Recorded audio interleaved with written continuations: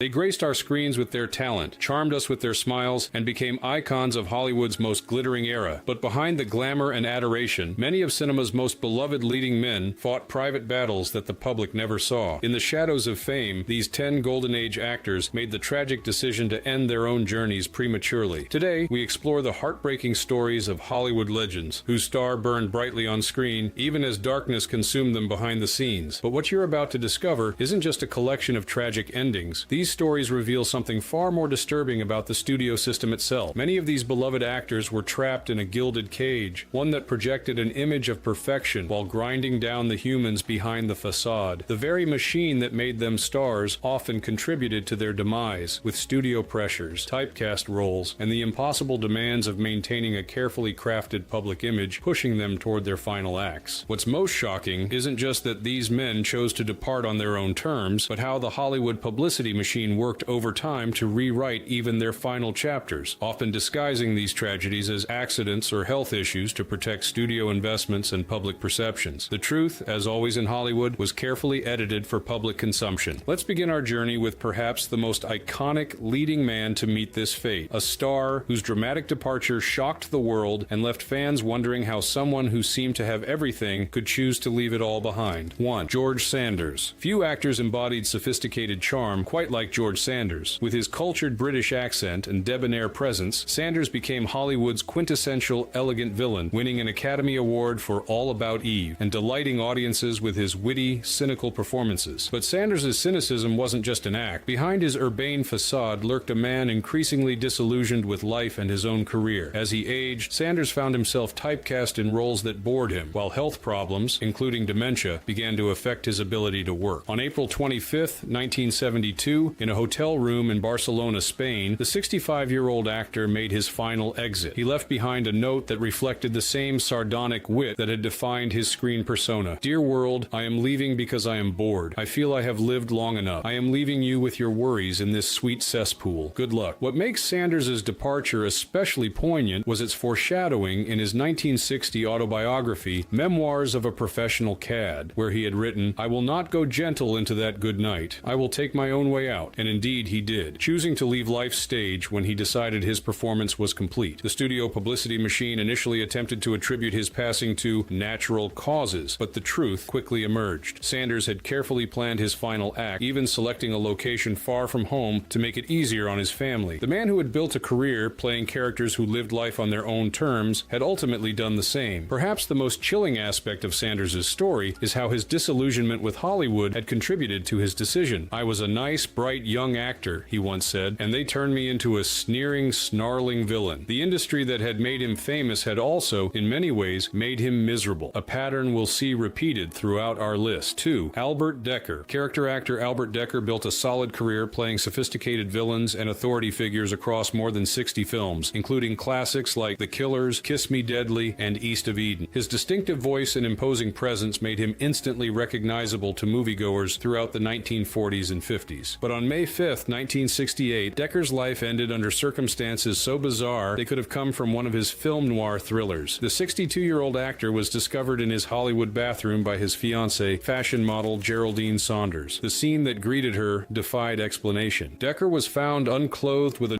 around his neck, handcuffed, blindfolded, and with various words written on his body in red lipstick. His passing was officially ruled as accidental, resulting from what authorities delicately termed autoerotic asphyxiation, though many who knew him rejected this explanation. What many don't realize is that Dekker had been experiencing severe depression following the passing of his son in 1968. Additionally, he had recently discovered that his financial manager had embezzled his entire life savings of over $100,000, equivalent to roughly $800,000 today, leaving him nearly destitute after decades of work. Friends of the actor maintained that the scene had been staged, possibly by individuals he had encountered during his desperate attempts to recover his stolen money. The handwriting of the words on his body didn't match his own, and the apartment showed signs of having been searched. However, the studio publicity machine, still protecting the reputation of one of their reliable character actors, pushed the accidental narrative. They feared that any suggestion of deliberate self-harm would not only tarnish Dekker's legacy, but might also affect the commercial prospects of his final film, The Wild Bunch, which was released posthumously. Whether Decker's end was self-inflicted or the result of foul play remains one of Hollywood's most disturbing mysteries, but what's certain is that the financial ruin he experienced, a direct result of entrusting his earnings to Hollywood's predatory financial advisors, had pushed him to a breaking point, highlighting the vulnerability of even established stars in a system designed to exploit them. 3. Charles Boyer. For millions of moviegoers, Charles Boyer embodied European romance. The French-born actor's accent, smoldering gaze, and sophisticated demeanor made him one of Hollywood's most popular leading men during the 1930s and 40s, starring opposite legends like Ingrid Bergman, Marlene Dietrich, and Bette Davis. But Boyer's off-screen life was defined by a profound, enduring love story with his wife of 44 years, British actress Pat Patterson. When she passed after a battle with cancer in 1978, Boyer, then 78 years old, found himself unable to imagine life without her. Just 2 days after her passing, on August 26, 1978, Boyer took a combination of medications at his home in Phoenix, Arizona. He left no note, but friends said none was needed. His devotion to his wife had been absolute, and he had often said he couldn't bear the thought of continuing without her. What makes Boyer's story particularly heartbreaking was the contrast between his romantic screen persona and his real-life devotion. Unlike many Hollywood stars with tumultuous personal lives, Boyer had found genuine, lasting love. His marriage to Patterson had survived the temptations and pressures of Hollywood that destroyed so many relationships. Studio publicists initially tried to attribute his passing to cardiac issues, but Boyer's close friend, actor David Niven, later confirmed the truth in his autobiography, writing, "Charles couldn't face life without Pat. It was as simple and as tragic as that." Boyer's departure came at a time when mental health struggles were still heavily stigmatized, particularly for men of his generation. The studios, even though Boyer was long past his heyday, still preferred the narrative of natural causes rather than acknowledging the devastating impact of grief and loss. The actor's final film appearance came posthumously in the 1978 film A Matter of Time, alongside Ingrid Bergman and Liza Minnelli, a fitting coda for a man whose screen career had been defined by elegant romances and whose life ended because of the depth of his real-life love. 4. Alan Ladd. Few actors embodied the tough yet vulnerable American hero better than Alan Ladd. Standing just 5 feet 6 inches tall, Ladd overcame his height disadvantage to become one of Hollywood's biggest box office draws in the 1940s and early 50s, with iconic performances in films like This Gun for Hire and the Western classic Shane. But behind Ladd's steely on-screen persona was a man haunted by childhood poverty, insecurity about his height, and mounting health problems. As his career declined in the late 1950s, Ladd increasingly turned to alcohol to cope with depression and chronic pain from injuries sustained on movie sets. On January 29, 1964, Ladd was found unresponsive in his Palm Springs home. The official cause was determined to be an acute overdose of alcohol and sedatives, with the ruling of accidental rather than intentional. However, those close to the actor had a different perspective. Ladd had attempted to end his life at least twice before, including an incident in November 1962 when he was found with a self-inflicted gunshot wound. That event had been successfully covered up by studio publicists who crafted a story about Ladd accidentally discharging a weapon he was cleaning. What makes Ladd's story particularly tragic is how the studio system both made and broke him. Paramount had carefully crafted his image, using camera tricks to make him appear taller and positioning him as a tough guy despite his gentle, soft-spoken nature off-screen. When his box office appeal began to fade, the studio essentially discarded him, leaving Ladd struggling with his identity and purpose. In his final years, Ladd confided to friends that he felt like a has-been and couldn't bear the thought of being remembered as a faded star. His son, Alan Ladd Jr., who later became a successful Hollywood producer, said years later, "My father was a shy, insecure man who never got over his rough start in life. Hollywood made him a star, but never really made him happy." The studio publicity machine worked overtime to maintain the accidental narrative, emphasizing Ladd's plans for upcoming projects and pointing to the fact that he'd recently married his second wife as evidence he couldn't have intended to depart. Yet the combination of substances in his system suggested a deliberate act rather than a miscalculation. In the end, the man who had played the heroic gunslinger in Shane, a character who rides away after saving the town, had chosen his own exit, unable to find peace in the industry that had once celebrated him. 5. Nick Adams. Nick Adams rose to fame as an actor in the 1950s and 60s, perhaps best known for his Academy Award-nominated role in Twilight of Honor and his starring role in the television series The Rebel. But Adams' place in Hollywood history is equally defined by his close friendship with James Dean and the tragic parallels in their stories. The son of a Ukrainian coal miner, Adams fought his way into Hollywood through sheer determination, taking bit parts and gradually building his resume. His friendship with Dean began when both were struggling young actors, and Adams was devastated by Dean's untimely passing in 1955. In many ways, Adams spent the rest of his career living in the shadow of his famous friend, even adopting some of Dean's mannerisms and style. After Dean's passing, Adams achieved moderate success, earning an Oscar nomination and headlining his own TV series. But by the late 1960s, his career was in decline. The cancellation of The Rebel after just 2 seasons had left him struggling for quality roles, and his intense, method-inspired acting style was falling out of favor as Hollywood tastes changed. On February 7, 1968, Adams was found unresponsive in his Beverly Hills home. The official cause was determined to be an overdose of prescription medications, including sedatives and stimulants. The ruling was accidental, but many friends believed otherwise, pointing to Adams' increasing depression over his stalled career and financial problems. Adams had been working on an autobiography that reportedly contained explosive revelations about Hollywood figures and his relationship with Dean. The manuscript mysteriously disappeared after his passing, leading to speculation about whether his departure might have been arranged by those who feared exposure. What makes Adams' story particularly poignant is how his life seemed to follow a script similar to Dean's: the struggling young actor, the meteoric rise, and the premature end. But while Dean's legacy was cemented by his early departure at the height of his fame, Adams had experienced the cruel decline that Dean never lived to see. The studios, already dealing with changing public attitudes toward Hollywood in the turbulent late 1960s, were quick to emphasize the accidental ruling. Adams' history of using prescription medications for anxiety and insomnia provided a convenient explanation that avoided any suggestion of deliberate self-harm or foul play. Adams was just 36 years old at the time of his passing, leaving behind 2 young children. His story represents the particular vulnerability of actors whose identities become too entwined with their more famous friends or roles, and the spotlight shifts. The loss of that reflected glory can be devastating. 6. John Bowers. Though his name may not be immediately recognizable to modern audiences, John Bowers was one of silent film's most popular leading men, starring in over 90 films and earning the nickname the screen's perfect lover. But Bowers' story contains a twist of fate so cruelly ironic it could have been scripted. His life not only ended tragically, but it later inspired one of Hollywood's most iconic films about the dark side of fame. When talkies revolutionized the industry in the late 1920s, Bowers, like many silent stars, found himself suddenly unemployable. His voice was deemed unsuitable for sound pictures, and by 1931 he couldn't get work in the industry that had once celebrated him. On November 17, 1936, Bowers borrowed a friend's small sailboat and set out into the Pacific Ocean off Malibu. His body was discovered on the shore the following day. He was just 50 years old. Friends reported that Bowers had been deeply depressed about his career collapse. The day he took his final sail, he had gone to the studio where he once worked, hoping to secure even a small role, but was turned away without even being allowed to see the casting director. The studios, eager to avoid negative publicity about the human cost of the transition to sound, initially reported that Bowers had been the victim of a sailing accident. Only years later did the truth emerge about his intentional final voyage. In perhaps the most tragic irony, Bowers' story became part of the inspiration for the character of Norman Maine in A Star is Born. First filmed in 1937, just months after Bowers' passing, and later remade multiple times. The character, an alcoholic actor who ends his life by walking into the ocean when his career collapses, bears striking similarities to Bowers' own fate. The studio that had once profited from Bowers' popularity now profited again from his tragedy, transforming his real suffering into entertainment while carefully avoiding acknowledging the connection. When A Star is Born premiered, no mention was made of Bowers, and the studio denied any link between the fictional Norman Maine and the very real actor whose career and life had washed away with the changing tides of the industry. 7. Pedro Armendáriz. Mexican actor Pedro Armendáriz built an international career spanning Hollywood, Mexican cinema, and European films. With his commanding presence and intense performances, he starred alongside legends like John Wayne, Sean Connery, and Dolores Del Rio, becoming one of the first Mexican actors to achieve global stardom. But Armendáriz's story contains a particularly tragic element that links his fate directly to his Hollywood career, specifically to a film shoot that would ultimately claim his life years later. In 1954, Armendáriz was among the cast and crew of the Howard Hughes production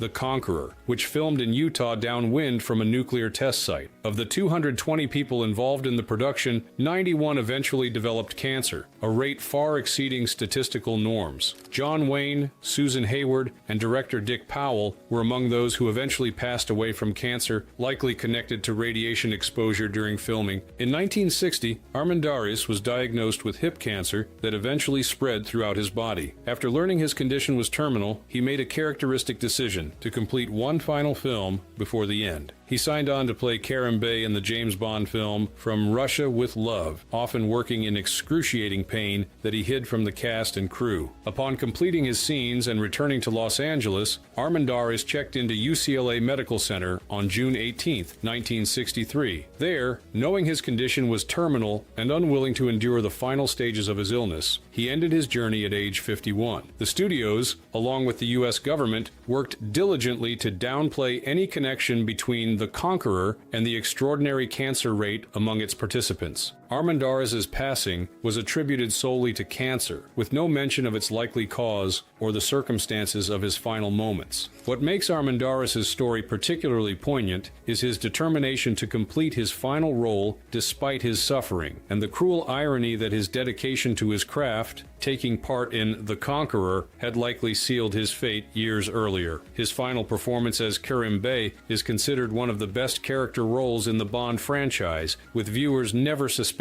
the agony the actor endured during filming. In his native Mexico, where he remains an iconic figure, the full circumstances of his passing are better known than in America, where his legacy has been somewhat overshadowed by the bigger Hollywood names who shared his fate after that fateful film shoot in the Nevada desert. Number 8. Laird Krieger. At 6 feet 3 inches and over 300 pounds, Laird Krieger was an imposing presence on screen, using his size and distinctive voice to create memorable villains in films like This Gun for Hire and The Lodger. Despite his brief career, Krieger established himself as one of Hollywood's most promising character actors during the early 1940s. But Krieger harbored a dream that would ultimately lead to his demise. He wanted to be a leading man. Studio executives and directors told him repeatedly that his size made this impossible, typecast him as villains and grotesques, and made it clear that romantic leads were out of the question. Determined to transform himself, Krieger embarked on an extreme crash diet in 1944, reportedly losing over 100 pounds in a matter of months through dangerous methods including amphetamines and severe caloric restriction. Friends and colleagues were alarmed by his rapid weight loss and increasingly erratic behavior, but Krieger was fixated on proving he could be a romantic lead. The physical toll of this extreme transformation was catastrophic. On December 9, 1944, Krieger suffered a heart attack induced by the strain his crash diet had placed on his system. He passed away following surgery, just 28 years old, and on the verge of the leading man role he had sacrificed everything to attain. While not a direct, self-inflicted act in the traditional sense, Krieger's passing was unquestionably the result of his desperate attempts to conform to Hollywood's rigid physical standards, a form of slow self-destruction driven by the industry's shallow values and his own internalization of them. 20th Century Fox, which had Krieger under contract, crafted a narrative attributing his passing entirely to natural causes, omitting any mention of the dangerous diet that had weakened his heart. His final film, Hangover Square, was released posthumously in 1945, with promotional materials celebrating his newly slim appearance without acknowledging the fatal cost of that transformation. Krieger's tragic story highlights the psychological toll of Hollywood's impossible standards and the lengths to which actors would go to meet them. In modern terms, he suffered from severe body image issues, exacerbated by an industry that valued appearance over health, issues that continue to affect performers to this day. The cruel irony is that film historians now believe Krieger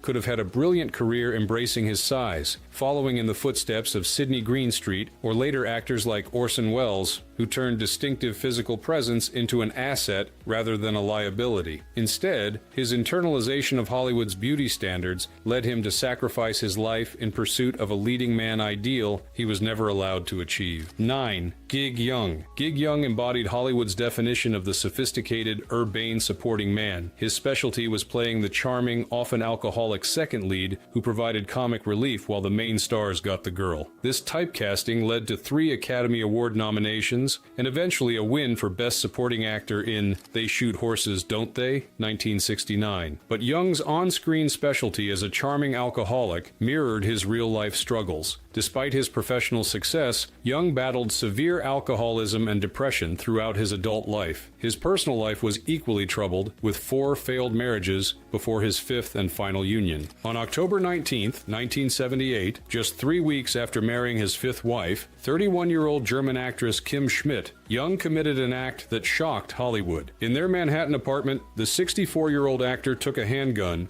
and ended first his wife's life, then his own. They had been married only 3 weeks. The double tragedy came without warning to the public, though friends later revealed that Young had been in a downward spiral for years. Despite his Oscar win, quality roles had become scarce as he aged, and his drinking worsened. Young had been fired from the role of Charlie in Charlie's Angels due to his alcoholism, a professional humiliation that deepened his depression. Young left no note explaining his final violent act, leaving friends and colleagues to speculate about what drove him to such an extreme. Some pointed to his lifelong pattern of self-destruction, while others suggested that untreated mental illness, beyond just alcoholism, may have played a role. What makes Young's story particularly disturbing is the disconnect between his charming screen persona and the darkness of his final act. For decades, audiences had watched him play likable, somewhat hapless characters who might have drinking problems but remained essentially harmless. The violence of his end seemed incomprehensible, coming from an actor known for his sophisticated charm. The studios, though no longer having the absolute control they wielded during the height of the studio system, still worked to somewhat sanitize Young's legacy. Obituaries emphasized his Oscar win and career achievements, often relegating the circumstances of his passing to the final paragraphs. His films continued to air on television with little mention of his troubled end. Young's tragic story represents perhaps the most extreme example of an actor whose on-screen specialty, playing charming alcoholics, reflected a personal demon he could never overcome, even at the moment of his greatest professional triumph with his Academy Award win. 10. George Reeves. For millions of television viewers in the 1950s, George Reeves was the embodiment of Superman, starring in the immensely popular series Adventures of Superman from 1952 to 1958. His square-jawed heroism made him an icon to children across America, who believed the actor really could leap tall buildings in a single bound. But Reeves's relationship with his most famous role was complicated. While grateful for the success, he felt trapped by Superman, unable to secure more serious roles due to his strong identification with the character. Studio executives and casting directors couldn't see beyond the cape, and Reeves found himself typecast in a way that limited his artistic ambitions.